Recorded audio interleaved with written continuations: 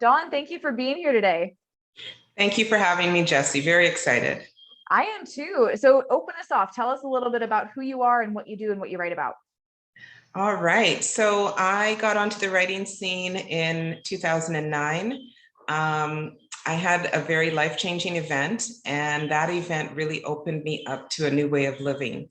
And I often say I got out of my head and I started living in my heart. So my first book is all about conscious living and how to live in the flow of life. How did I begin writing? Well, I got a message in a dream. That's where it started. And that one little message I got had me sitting down, journaling. And through journaling, I eventually began writing all the different things I had learned about conscious living and how my life had changed since this event. And of course, the next thing you need to do is find a team. No one can do it on their own. So once I wrote, I then sought out, I became part of a writer's circle in my hometown. And this writer's circle met once a month. And we had a huge group of writers, editors, a whole bunch of different folks. And the support I got there was amazing. So through that beautiful writer's circle, I built my team, and that team helped me edit, design my book, and launch it. So I stepped onto the publishing world in 2010, but it took a team, and it does take a team to get you there. Absolutely. Thinking back to the writing process for your first book, did you run into any sort of struggles, either mindset related or strategy related, that were hurdles you had to overcome in that process? Yes, I did. Great question. For me, it was mindset. Um, I had always been trained to write for information, and all of a sudden you're in this nonfiction space writing a personal story. So my mindset was on, I would tell them this, and then my editor said, I don't want the to-do list. I want your story. I want the why, the motive, the trigger, the aha. I want to hear your voice. And she kept saying, let us hear your voice. And that was really a great coaching tip for me, because that's what storytelling is. Your story is unique. I want to hear you tell your story. I had to find a way to become a storyteller. So with the help of a tremendous editor, I learned how to do storytelling, but it wasn't easy, because I was like, no, I got to tell them the facts and the figures. No, no, no.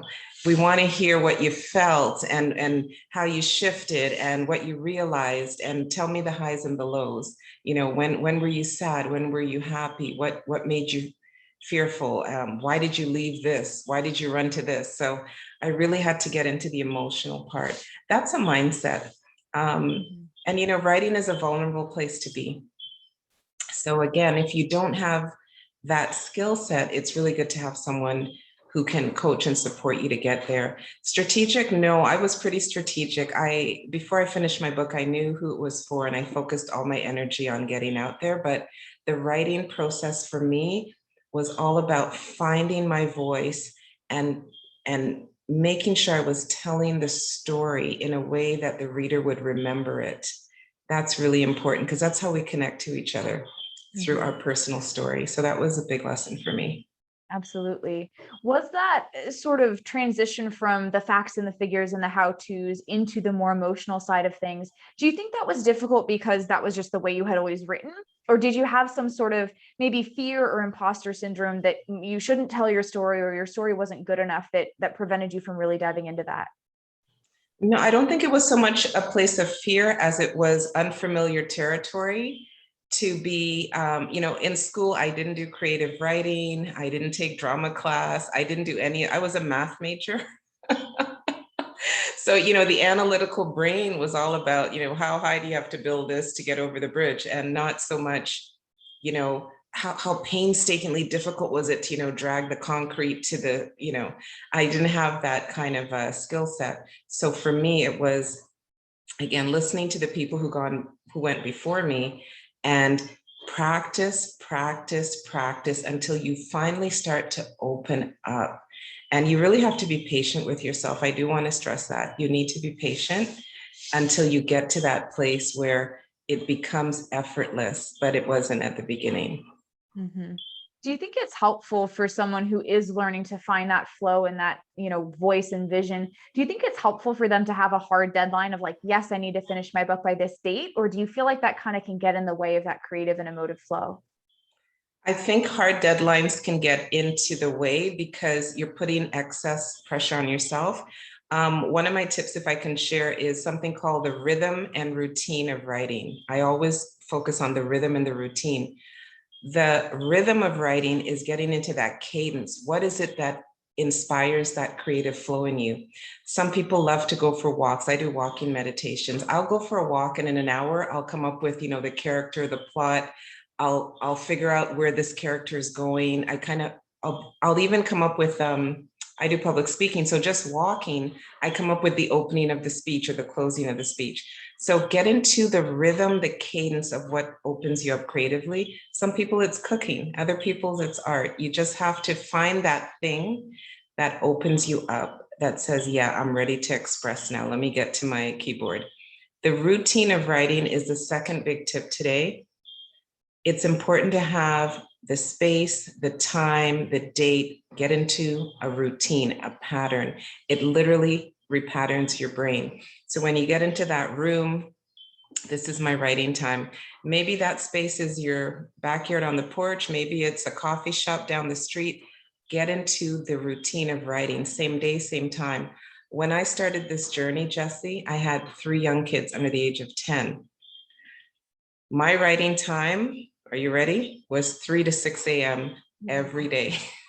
Wow.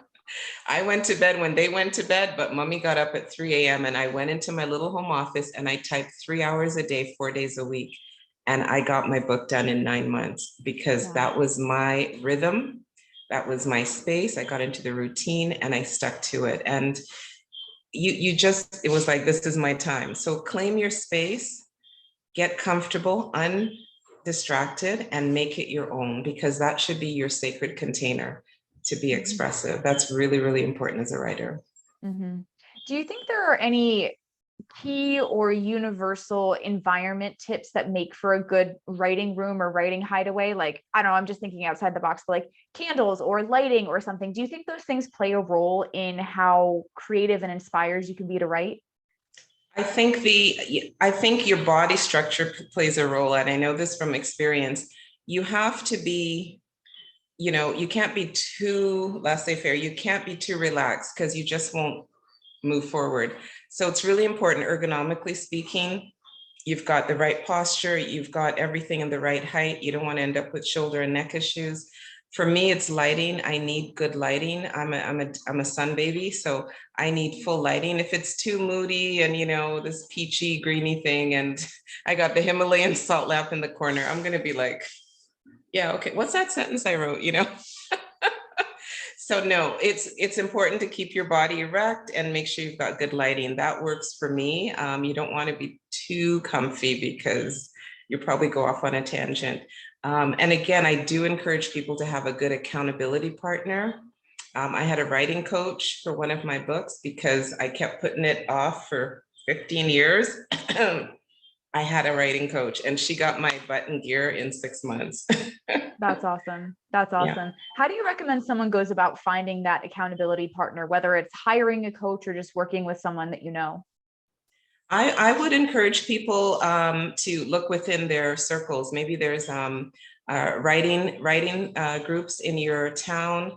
You can find writing groups on meetup.com, for example. Maybe there's a book club and there's other writers. There's so many opportunities to meet writing groups online. But if you really, really want that stern, disciplined, every week check-in, yes, getting a writing coach is great. I often ask people who they use, so it's always nice to get a good referral instead of just going cold and going through the online. Definitely reach out to the circles of people who may have used a writing coach before. Ask them. You'd be amazed when you ask a question how many people come forward. So, hey, has anyone used a writing coach? What was it like?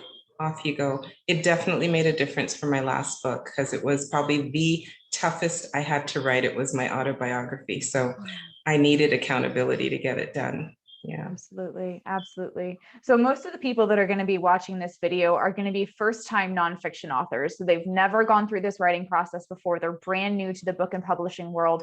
What advice would you give them that maybe we haven't covered already to help make that process of writing their first book easier?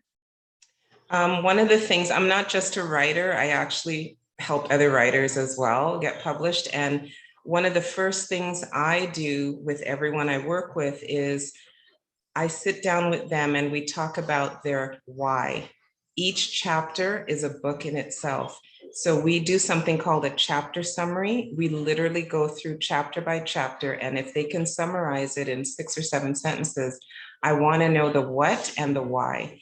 Once you understand your why, then you can build on that. But you first need to summarize, this is what I'm talking about, and this is why I'm talking about it. This is what impact I want on the reader. If you can define that at the front end, then you can sit down and say, okay, this Sunday I'm working on chapter 1, and off you go. Next week it's chapter 2. If you don't summarize what you're going to do first, you're kind of just all over the map. I know people writing 7 years, they're not done. And yet when I sit down and say, let's summarize the chapter, and each week or every 2 weeks, we're going to revisit it, guess what? They get that book done. That's what you need. So organize your thoughts, summarize your chapters, make sure you have a why. There's a reason you're writing. And if you focus on your why and how the reader's going to receive it, you're going to get that chapter done to the best of your ability. So that's really important. And you can't boil an ocean, just take one chapter at a time and write. So it is a beautiful process to share your work, but just be patient and don't push yourself too hard. Absolutely. I love that. You can't boil an ocean. I'm going to use that in future conversations. So thank you for sharing that. Dawn, this has been amazing. Thank you so much for sharing your expertise with us. Thanks for having me, Jesse. Have a great day.